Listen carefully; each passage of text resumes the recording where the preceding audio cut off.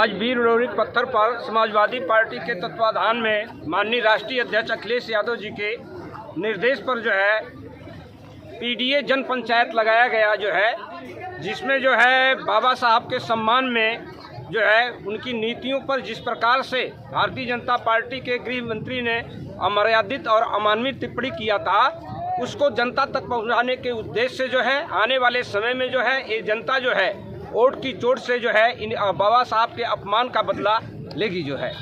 तो उसी को लेकर पीडीए की बैठक की गई थी। इस अमर्यादित टिप्पणी को लेकर के सोनभद्र में जो है पीडीए जन पंचायत लगाया गया है। एक कार्यक्रम 27 जनवरी से फरवरी में पूरे जो है सोनभद्र के गांव-गांव तक बाबा साहब के सम्मान में जो है पीडीए कार्यक्रम चलेगा जो है, जिसमें गरीब मजलूम आदिवासी वनवासी सभी को जो है जन चौपाल फरवरी तक का कार्यक्रम। हाँ फरवरी तक का। हमारे बीच में भाई अवध नारायण यादव जी और साथ साथ तमाम पूरे जनपद के हर विधानसभा के सेक्टर बूथ के जो साथी आए हैं, जो जोन के साथी आए हैं, सबको मैं बहुत बहुत स्वागत और बधाई देना चाहता हूं।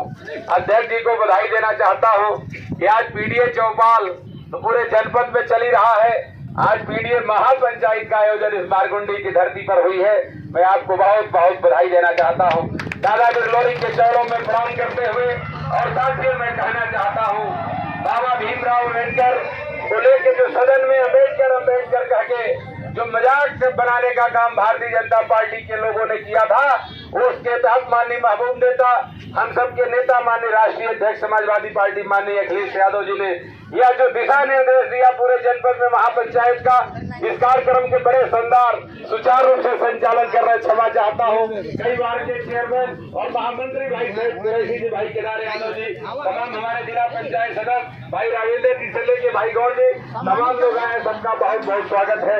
साथियों मैं बहुत कुछ नहीं कहते ये कहना चाहता हूँ, ये जो बाबा साहब का अपमान हुआ है, जो बाबा साहब के अपमान में भारतीय जनता पार्टी ने जिस तरह की साजिश करके संविधान खत्म करने का, लोकतंत्र समाप्त करने का काम भारतीय जनता पार्टी कर रही है, मैं साथियों आपसे अपील करना चाहता हूं, जो भी हमारे सेक्टर के साथी आए हैं, ये बहुत बड़ी लड़ाई है। अगर आप सच्ची लड़ाई में अगर लड़ना चाहते हो तो राष्ट्रीय अध्यक्ष का जो दिशा निर्देश है, जो बाबा साहब ने कहा था भारतीय जनता पार्टी ने कि अगर आपने भगवान का नाम ले लिया होता तो आपको बैकुंठ मिल गया होता, लेकिन साथियों मैं कहना चाहता हूं अगर इस कलयुग का कोई भगवान है उसका नाम बाबा भीमराव अम्बेडकर है। इसलिए मैं कहना चाहता हूं कि आपके बच्चे आईएएस से डॉक्टर और इंजीनियर बने, इसलिए इस संविधान को पीडीए जो सम्मेलन है इसको मजबूत कर देना और 2027 में इस जनपद की चारों विधानसभा जिता के माननीय महबूब नेता अखिलेश यादव जी को राष्ट्रीय अध्यक्ष उत्तर प्रदेश का मुख्यमंत्री बना देना। हमारे साथ बैठे मंच के सभी सम्मानित अतिथिगण और मंच के सामने बैठे सभी सम्मानित हमारे समाजवादी साथी, हम लोग पीडीए पे चर्चा करने के लिए एकत्रित हुए हैं और बड़े विस्तार से पूर्व के वक्ताओं ने बताया बाबा साहब भीमराव अम्बेडकर के दिए हुए संविधान की ताकत की वजह से आज अगली पंक्ति जो आपको दिखाई दे रही है, मैं एक बार फिर से नाम लेना चाहता हूं और वह नाम लेना इसलिए भी जरूरी है कि विपक्ष बहुत आरोप समाजवादियों पर लगाता है। बैठे हैं शेखर पांडे जी, विजय यादव जी, संजय यादव जी, श्याम बिहारी यादव जी, रमेश चंद्र दुबे जी भी बैठे, राजेंद्र पटेल जी भी बैठे, परमेश्वर दयाल भारती जी भी बैठे, छोटेलाल खरवार साहब भी सांसद बनकर बैठे, राम निहोर जी हैं, अविनाश कुशवाहा है, सुरेश यादव, रमाशंकर यादव, सैयद कुरैशी साहब है। ऐसे तमाम साथी, यहाँ दलित भी है, अगड़ा भी है, पिछड़ा भी है, अल्पसंख्यक भी चेयरमैन रह चुके हैं तुर्क से, और आदिवासी समाज के नेता भी बैठे। यानी सर्व समाज की पार्टी समाजवादी पार्टी है, जहाँ हर जाति हर धर्म के लोग उस विचारधारा से ऊपर उठकर समाजवादी, समतावादी, मानवतावादी और गैर बराबरी के खिलाफ लड़ाई लड़ने वाले लोग यहाँ बैठे हुए हैं। और ये सब कहीं न कहीं से बाबा साहब भीमराव अम्बेडकर के दिए हुए संविधान की बदौलत है और कहीं न कहीं माननीय मुलायम सिंह यादव और माननीय अखिलेश यादव की नीतियों की वजह से है, जिन्होंने लगातार लड़ाई लड़के बाबा साहब अम्बेडकर के सिद्धांतों को और संविधान को सुरक्षित रखने का काम किया। अब हमारी जिम्मेदारी बन जाती है, अब हमारी जिम्मेदारी बनती है संविधान को सुरक्षित रखना और समाजवादी पार्टी को पूरी तरह से महफूज और मजबूत रखना। और ये तब संभव है जब आज बहुत अच्छे कार्यक्रम में हम सब साथी यहाँ बैठे हैं। मैं समझता हूँ, जिम्मेदारी के साथ कह सकता हूँ, अगर यही एकजुटता हमारी सच्चे मन से बिना किसी भेदभाव और आपसी मतभेद के बूथों तक चली जाएगी तो भारतीय जनता पार्टी की हैसियत वही क्या आपको रोक पाएगी। हम केवल भाषणों में न रहें। अगर हम एक हैं और हमारी ताकत समाजवादियों की यही है, एकता और समरूपता, अगर ये बनी रह गई तो निश्चित रूप से कोई भी इस देश की पार्टी समाजवादी पार्टी के खिलाफ खड़ी होने की हैसियत नहीं रख सकती। ये सबसे ज्यादा जिम्मेदारी मंच पर बैठे हम लोग की। नीचे बैठे लोग हमारे समाजवादी साथी, आप तटस्थ हैं। अब हम लोग को अपने गिलेबान में झांक करके और पूरी ईमानदारी के साथ समाजवादी पार्टी की लड़ाई लड़नी होगी। तो निश्चित रूप से हम 2027 छोटे मोटे बहुमत से नहीं, पूरे के पूरे बहुमत से जीतने का काम करेंगे, समाजवादी पार्टी की सरकार बनाएंगे। इन्हीं चंद बातों के साथ अपनी बारी को विराम देता हूँ। हम चाहेंगे इस मानवता लोकसभा क्षेत्र के लोकप्रिय जनप्रिय माननीय सांसद आदरणीय श्री छोटेलाल सिंह खरवार जी से एक जोरदार तालियां के साथ एक जोरदार तालियां हो जाए। माननीय सांसद जी के लिए आए और अपने विचारों को रखें। माननीय सांसद जी, धन्यवाद। मोहम्मद सईद कुरैशी जी, महासचिव और संचालन, बहुत ही अच्छे तरीका से आप गागर में सागर भरने का काम किया। मंच पर मंचासीन, आज जिस प्रकार से पीडीए के कार्यक्रम में पीडीए की चर्चा और साथ ही साथ जो कार्यकर्ता लड़ाई लड़ करके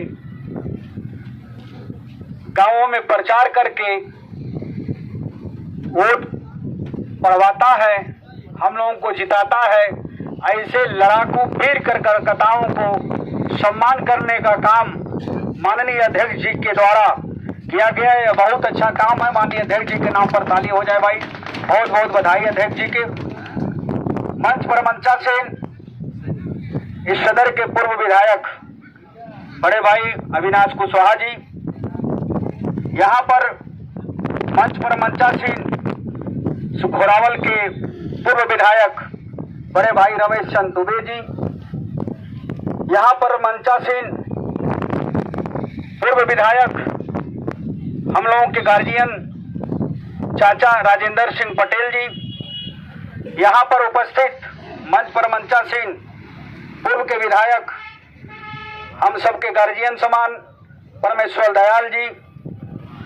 ऐसे नाम लिस्ट बहुत लंबा है, क्योंकि सबका मन विचार है कि भोजन हो चुका है तो कुछ लोग खा भी रहे हैं, हम लोग ताक भी रहे हैं, सब लोग, तो बहुत ज्यादा बोलने का भी कोई मतलब ही नहीं मिलता है।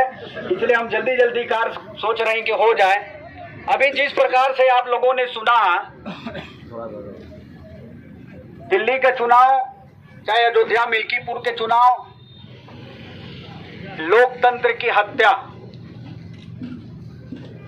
और हम लोग सदन में भी चुनाव आयोग को कफन ओढ़ा दिए ले जाकर के। यह पहले हम लोगों ने सिद्ध कर दिया।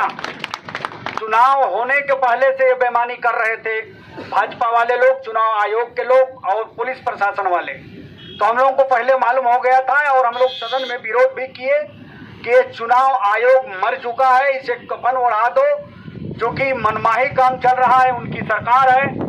तो ऐसे सरकार से निपटने के लिए हमारे जितने योद्धा हैं सबको तैयार होना पड़ेगा, क्योंकि उनको पता है कि समाजवादी पार्टी उत्तर प्रदेश की सबसे बड़ी पार्टी है और प्रथम पार्टी है और देश की तीसरी पार्टी समाजवादी पार्टी है। इसलिए उनको ये पता है बात का कि आने वाला 2027 समाजवादी पार्टी अब जीतने जा रही है चुनाव, इसमें कोई शंका नहीं है। इसलिए वो बेईमानी कराना शुरू कर दिए हैं। तो हम लोग उनको कफन पहराना शुरू कर दिए हैं कि आप कितना करोगे, हम लोग कफन पहराएंगे तुमको। तो उनके भ्रम में नहीं रहना है। जिस प्रकार से सदन में अभी बजट पास हुआ देखे हैं, वो क्या ढिढोरा पीटे कि 12 लाख तक हमने टैक्स मुक्त कर दिया। ये नरो कुंजरो है। 12 लाख एक तरफ क्या लिखा है, बजट को अगर पढ़ेंगे ध्यान से, पेपर में पढ़े होंगे तो लिखा क्या है कि 4 से 8 लाख रुपया तक पुरानी कर प्रणाली उसी तरह व्यवस्था लागू रहेगी। जब 4 से 8 लाख तक कर प्रणाली पुरानी बहाल व्यवस्था रहेगी तो 12 लाख तक कहाँ फ्री हुआ? पहले इसमें जनता देश की भ्रम में है कि कहाँ फ्री हुआ। हमने बयान दिया दिल्ली में, धन है हमारे मीडिया के लोग, छायाकार है चाहे मीडिया के जितने हमारे भाई, कि हमने दिल्ली में भी बोलता हूं तब भी सोनभद्र में वो निकलता है यहाँ, और मीडिया के लोगों ने छापा। हमने कहा कि ठीक है 12 लाख जो कमा लेता है अपन पूंजी लगा करके तो 80,000 रुपये के साल में वो फायदा पा जाएगा। जो अपना पूंजी लगा करके या नौकरी या किसी इधर उधर करके अपने बल पर कमाता है वो, तो 80,000 का उसको फायदा मिल गया साल में, हम इसको मान लेते हैं। क्योंकि यह भी मांग हमारे समाजवादी पार्टी के राष्ट्रीय अध्यक्ष माननीय अखिलेश यादव जी मांग कर रहे थे कि मीडिया को, लोगों को जो भी मीडियम में आते हैं उनको अच्छा मिलना चाहिए और ये बढ़ाना चाहिए। कर वाली व्यवस्था में जो है कि छूट दो, तो छूट मिल गया, वो हम लोग मान लिए हैं कि ठीक है। लेकिन भ्रम में क्यों डाल रहे हो कि 4 से 8? ये भ्रम है। नरो कुंजरो अस्थमा मारा गया, नरो कुंजरो ये दे दिया, हम उसको भी मानते हैं, चलो ठीक है। लेकिन ये बताओ कि जो गरीब, दलित, आदिवासी, पिछड़े या अगड़े में भी गरीब हैं वो 12 लाख तक कैसे कमाएंगे?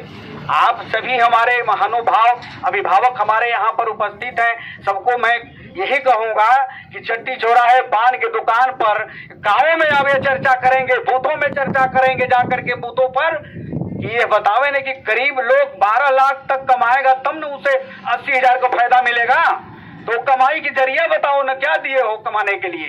वो कैसे 12 लाख कमाएगा? हर जाति में गरीब हैं, वो कैसे 12 लाख कमाएगा? ये हमने बोला था, ये बयान वहां से ये सोनभद्र में भी छपा होगा पेपर में, तो ये वो जवाब नहीं अभी दे पाए, वो भ्रम में डाले हैं। और एक चीज क्या है, मोदी जी क्या कहते हैं, ये अब 140 करोड़ में 10 करोड़ मात्र बचे हैं, गरीब नहीं, अब सब अमीर हो गया। यह पैसा वालों का पैसा हम पैसा वालों को दे दिया, ये उनका शब्द है, पेपर में भी लिखा था। तो ये बताइए 82 करोड़ जो खाता है देश में, वो कहां से खाता है? क्या 82 करोड़ लोग जो लाल कार्ड से राशन पाता है तो क्या वो कट जाएगा? वो 12 लाख रुपया साल में कमा लेगा? या पूछिए अब गांव में कि भाजपा वाला दे दिया क्या कि वो गरीब आदमी 12 लाख कमा लेगा साल में? तो 82 करोड़ बढ़ता है कि नहीं बढ़ता है? गैस सिलेंडर फ्री में है, ये बढ़ता है कि नहीं बढ़ता है? गरीब जान के उसी लाल कार्ड वाले को मिलता है। तो भाई आप बंद कर दो, तो सरकार का व्यवस्था है वो बंद कर दे। ये पैसा हमारा है, आपका जो टैक्स कट के जाता है उसी पैसे से नहीं योजना बनता है कि उनके घर के वो गुजरात से लेकर आया है पैसा।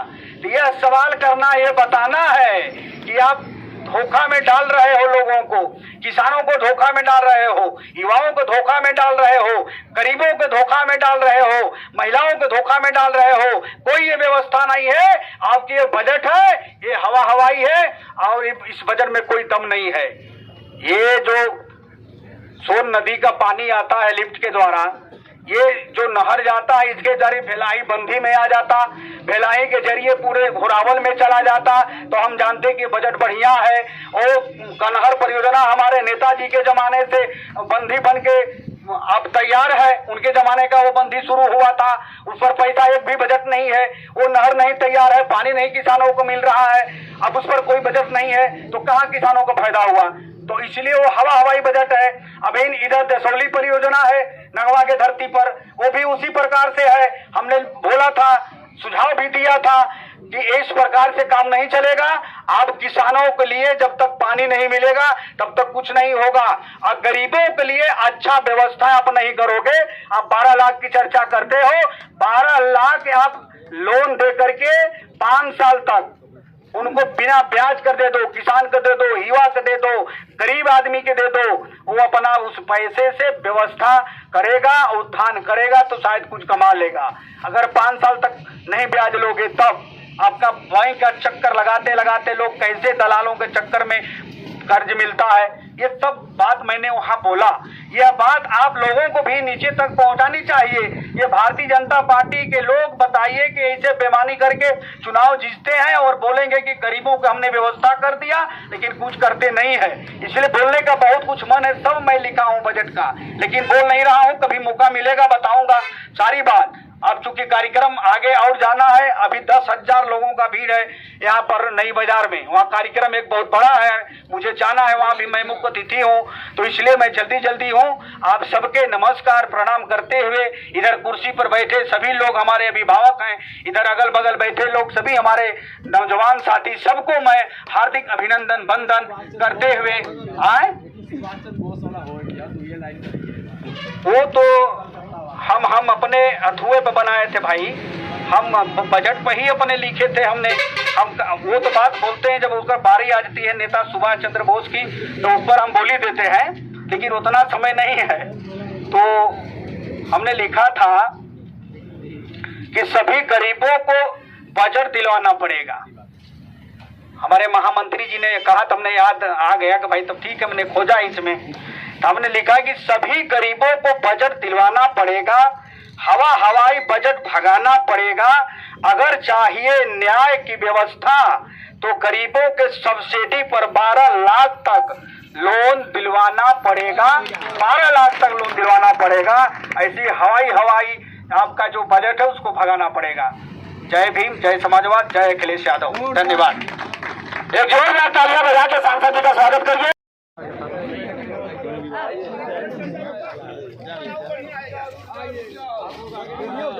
हाँ सर, आगे नहीं इधर हो गया तो उस साइड से बता ना बिहार में लगता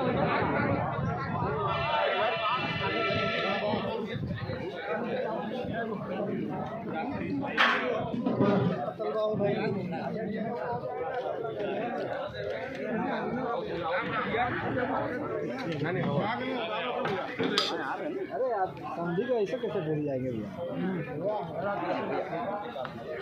बस सर जो चावल दाल चावल बढ़िया